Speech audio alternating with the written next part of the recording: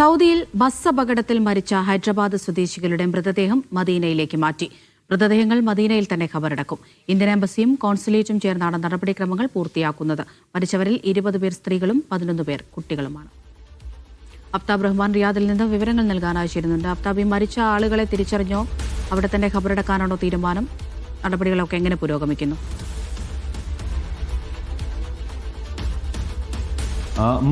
അമൃത, ഈ പറഞ്ഞതുപോലെ തന്നെ മരിച്ചവരെ തിരിച്ചറിയുക എന്നുള്ളത് അത്ര എളുപ്പമുള്ള കാര്യമല്ല. കാരണം ഈ അപകടം നടന്നിരിക്കുന്നത് പെട്രോൾ ടാങ്കർ ഇടിച്ചാണ്. അതുകൊണ്ട് തന്നെ ആ സമയം തന്നെ ബസ് പൂർണ്ണമായും കത്തി അമർന്നിരുന്നു. ഇതിൽ തന്നെ രക്ഷപ്പെട്ട ഒരാൾ അപകട സമയത്ത് ചില്ല് തകർന്ന് പുറത്തേക്ക് തെറിച്ചു വീഴുകയായിരുന്നു. അതുകൊണ്ടാണ് അദ്ദേഹം രക്ഷപ്പെട്ടത്. മുഹമ്മദ് ഷുഹൈബ് എന്ന് പറയുന്ന ഈ ഹൈദരാബാദുകാരൻ മദീനയിൽ ഇപ്പോഴും ചികിത്സയിൽ തുടരുകയാണ്.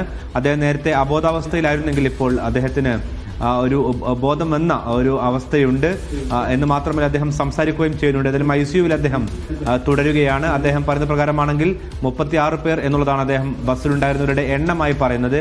അതേസമയം ഈ യാത്ര ക്രമീകരിച്ച ഏജൻസി പറയുന്നത് 43 എന്നുള്ളത് തന്നെയാണ്. എന്ന് വെച്ചാൽ 42 പേരുടെ മരണം ഇപ്പോഴും അത് അങ്ങനെ തന്നെ നിലനിൽക്കുന്നു. ഏതായാലും ഔദ്യോഗികമായ ഒരു പ്രതികരണം സൗദി മന്ത്രാലയത്തിന്റെ കീഴിലാണ് വരേണ്ടത്. അല്പം മുമ്പ് മദീനയിലെ ഇമാറ അല്ലെങ്കിൽ അവിടുത്തെ ഭരണകൂടം, മദീന ഭരണകൂടം അറിയിച്ചിരിക്കുന്നത് പോലീസിന് കീഴിൽ ഇതിന്റെ നടപടിക്രമങ്ങൾ പൂർത്തിയായിക്കൊണ്ടിരിക്കുന്നുള്ളതാണ്. ഇനി ഇതിൽ തന്നെ ഇന്ത്യൻ എംബസിയുടെയും വിദേശകാര്യ മന്ത്രാലയത്തിന്റെയും എല്ലാം സജീവമായ ഇടപെടൽ ഈ വിഷയത്തിൽ ഉണ്ടായിട്ടുണ്ട്. കേന്ദ്രത്തിന്റെ ഇടപെടൽ ഉണ്ടായിട്ടുണ്ട്. അതിന്റെ അടിസ്ഥാനത്തിൽ എംബസിയും കോൺസുലേറ്റും കൃത്യമായ ഏകോപനം ഈ വിഷയത്തിൽ നടത്തുന്നുണ്ട്. കോൺസുൽ ജനറൽ ഫഹദ് അഹമ്മദ് ഖാൻ സൂരി നേരിട്ട് മദീനയിലെത്തി ആശുപത്രിയിലുള്ള വ്യക്തിയെ സന്ദർശിക്കുകയും ഒപ്പം തന്നെ ഇതിന്റെ ബാക്കിയുള്ള നടപടിക്രമങ്ങൾ പൂർത്തിയാക്കാനായി പോലീസ് ഡിപ്പാർട്ട്മെന്റിലേക്ക് നീങ്ങുകയും ചെയ്തിട്ടുണ്ട്. അദ്ദേഹത്തോടൊപ്പം സൗദിയിലെ വിദേശകാര്യ മന്ത്രാലയത്തിലെ ഉദ്യോഗസ്ഥർ കൂടി ചേരും. അതോടുകൂടി നടപടിക്രമങ്ങൾ കുറച്ചുകൂടി വേഗത്തിലാകും. ഇതിൽ പെട്ടെന്ന് തിരിച്ചറിയാൻ സാധിക്കുന്നവരുടെ ഖബറടക്കം വേഗത്തിൽ മദീനയിൽ തന്നെ പൂർത്തിയാക്കും. സാധാരണ രീതിയിൽ മക്കയിലോ മദീനയിലോ ഉംറക്കായി എത്തി മരണപ്പെട്ടാൽ അവിടെ തന്നെ ഖബറടക്കുന്നതാണ് ഈ വിശ്വാസികളുടെ രീതി. അതുകൊണ്ട് തന്നെ മദീനയിൽ തന്നെ ഇവരുടെ ഖബറടക്കം പൂർത്തിയാക്കും. ഇനി അതല്ല, അതിൽ തീരെ ഒരു നിലക്കും തിരിച്ചറിയാൻ കഴിയാത്ത സാഹചര്യത്തിലുള്ളവരുണ്ടെങ്കിൽ അവരുടെ നടപടിക്രമങ്ങൾ ഏത് തരത്തിൽ പൂർത്തിയാക്കണമെന്നുള്ളതും ഇന്ന് വൈകുന്നേരത്തോടു കൂടി തീരുമാനമാക്കും. ഇതിന് ശേഷമായിരിക്കും ഇവിടെ ഖബറടക്ക ചടങ്ങുകളും മറ്റും തീരുമാനമാവുക. ഏതായാലും വളരെ ദാരുണമായ ഒരു അപകടമാണ് ഇന്നലെ രാത്രി 11 മണിയോടുകൂടി മദീനക്കടുത്തുള്ള ബദർ കഴിഞ്ഞ് മദീനയിലേക്കുള്ള റോഡിൽ വെച്ച് ഉണ്ടായത്. ഇത് പെട്രോൾ ടാങ്കർ പിറകിൽ വന്ന് ഇടിച്ചതാണ് എന്നുള്ള തരത്തിലുള്ള റിപ്പോർട്ടുകളും ഇപ്പോൾ വരുന്നുണ്ട്. നേരിട്ട് ഇടിച്ചു എന്നുള്ളതും ആ തരത്തിലും ദൃക്സാക്ഷികൾ പറഞ്ഞിരുന്നു. ഏതായാലും ഇതിലെല്ലാം കൃത്യമായൊരു ചിത്രം വരണമെങ്കിൽ പോലീസിന്റെ റിപ്പോർട്ട് പുറത്തു വരണം. 43 പേർ, അതിൽ 42 പേരുടെ മരണം സ്ഥിരീകരിച്ചു. അതിൽ 20 പേർ സ്ത്രീകളാണ്. അതിൽ 11 പേർ 9 വയസ്സിന് താഴെ മാത്രം പ്രായമുള്ള കുഞ്ഞുങ്ങളാണ്.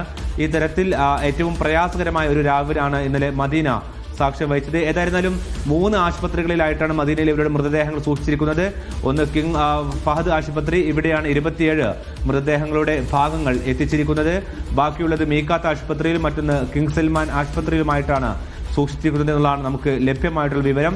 ഈ വിഷയത്തിൽ നേരത്തെ പറഞ്ഞതുപോലെ തന്നെ കോൺസുലേറ്റിന് കീഴിൽ കൃത്യമായിട്ടുള്ള ഏകോപനം നടത്തിക്കൊണ്ട് നടപടിക്രമങ്ങൾ വേഗത്തിൽ പൂർത്തിയാക്കി അത് ബന്ധുക്കൾക്ക് വിട്ടു നൽകുവാനും ഒപ്പം തന്നെ ഖബറടക്കം മദീനയിൽ പൂർത്തിയാക്കാനുള്ള ശ്രമത്തിലാണ് ഇന്ത്യൻ എംബസിയും കോൺസുലേറ്റും ഇപ്പോഴുള്ളത്. ഇതിൽ തന്നെ ഹൈദരാബാദ് MP ഉൾപ്പെടെ ഉള്ളവർ, ഉവൈസി ഉൾപ്പെടെയുള്ളവർ നേരത്തെ രാവിലെ തന്നെ ഇടപെടുകയും കേന്ദ്രത്തിനെ അറിയിക്കുകയും അതിന്റെ അടിസ്ഥാനത്തിൽ കേന്ദ്ര ന്യൂനപക്ഷകാര്യ മന്ത്രിയും പ്രധാനമന്ത്രിയും തന്നെ നേരിട്ട് ഇടപെടുകയും അതിന് പിന്നാലെ വിദേശകാര്യ മന്ത്രാലയം, 2 വിദേശകാര്യ മന്ത്രാലയവും ഇന്ത്യയുടെയും സൗദിയുടെയും വിദേശകാര്യ മന്ത്രാലയം ഈ വിഷയത്തിൽ സംസാരിക്കുകയും അതിന്റെ അടിസ്ഥാനത്തിലുള്ള നടപടിക്രമങ്ങൾ വേഗത്തിൽ പൂർത്തിയാക്കുകയും ചെയ്യുന്നുണ്ട്. ഏതായിരുന്നാലും വരുന്ന മണിക്കൂറുകളിൽ ഒരു പക്ഷേ എന്തായാലും DNA വേണമോ അതല്ല, പെട്ടെന്ന് തിരിച്ചറിയുന്നവരെ അതിന്റെ അടിസ്ഥാനത്തിൽ ഖബറടക്കം പൂർത്തിയാക്കുകയും അതല്ലാത്തവരുടെ കാര്യത്തിൽ എന്ത് തീരുമാനമെടുക്കണമെന്നുള്ളതും CEGയുടെ നേതൃത്വത്തിലുള്ള ഈ ഒരു കൂടിയാലോചനയ്ക്ക് ശേഷമായിരിക്കും തീരുമാനമെടുക്കുക. അതായത് പോലീസ് റിപ്പോർട്ടിന്റെ അടിസ്ഥാനത്തിൽ കൂടിയായിരിക്കും തീരുമാനമെടുക്കുക. അമൃത.